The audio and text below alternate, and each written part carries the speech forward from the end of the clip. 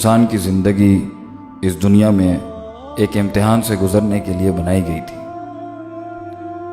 جو اللہ تعالیٰ قرآن میں فرماتے ہیں کہ وما خلقت الجن والانس الا لیعبدون، کہ ہم نے جنوں اور انسانوں کو صرف ایک ہی مقصد سے پیدا کیا تھا اور وہ ہے عبادت۔ مگر اس دنیا کے اندر اپنے رب کو تلاش کرنا، اس کے پیغام کو تلاش کرنا اور پھر اس کے احکام کے آگے سر تسلیم خم کر دینا، یہ کام انسان کے لیے اچھا بھی تھا، احسن بھی تھا، اور یہی مقصود اور مطلوب ہے۔ لیکن انسان دنیا سے امید لگا کے بیٹھا رہا اور اسی کی رنگ رلیوں میں اپنے سکون کو تلاش کرتا رہا۔ اس لیے انسان اپنے مقصد، اپنی زندگی، اپنے مستقبل اور اپنی آخرت سے اور اللہ کی ملاقات سے غافل ہو چکا ہے، اور یہ غفلت ہی انسان کے انکار،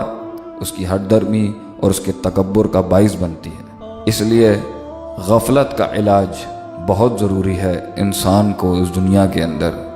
سکون، راحت، اطمینان دینے کے لیے، اس کو اس کے مقصد کو سمجھانے کے لیے اسے اس نیند سے بیدار کرنا بہت ضروری ہے جس نے اس کی زندگی کو تباہی کے دہانے تک لا کھڑا کیا۔ اسی غفلت کی وجہ سے انسان لوگوں سے امیدیں رکھتا ہے، ان کی تعریفات، ان کی ترجیحات، ان کے پیار، ان کے سجدوں کی امید رکھتا ہے، اور نہ ملنے پر انسان مایوس اور رسوا ہو جاتا ہے۔ جبکہ جو اللہ سے امید رکھتا ہے اسے دنیا کا کوئی غم نقصان نہیں پہنچا پاتا، کیونکہ جو اسے اس دنیا میں نہیں ملا اسے پتہ ہے اللہ تعالیٰ اسے آخرت میں دے دیں گے، اور جسے اللہ ہی چاہیے ہو اسے دنیا سے کیا لینا دینا یا اس کے نقصان سے کیا لینا دینا۔ ہمارا مطلب یہ نہیں کہ انسان دنیا کے اندر کوئی کام نہ کرے، بلکہ اس دنیا میں کام کرتے ہوئے اپنے روحانی اصولوں کو جو قرآن و سنت میں اللہ نے نازل فرمائے ان کو اپلائی کر کے ہی انسان ایک کامل مخلوق بن سکتی ہے۔ قرآن میں اللہ فرماتے ہیں اس غفلت کی وجہ اس دنیا کی چھوٹی، ذلیل اور حقیر اشیاء کے اوپر مطمئن ہو جانا ہے، اور یہ تب ہوتا ہے جب انسان دنیاوی زندگی سے راضی ہو جاتا ہے، اور دنیاوی زندگی سے انسان راضی تب ہوتا ہے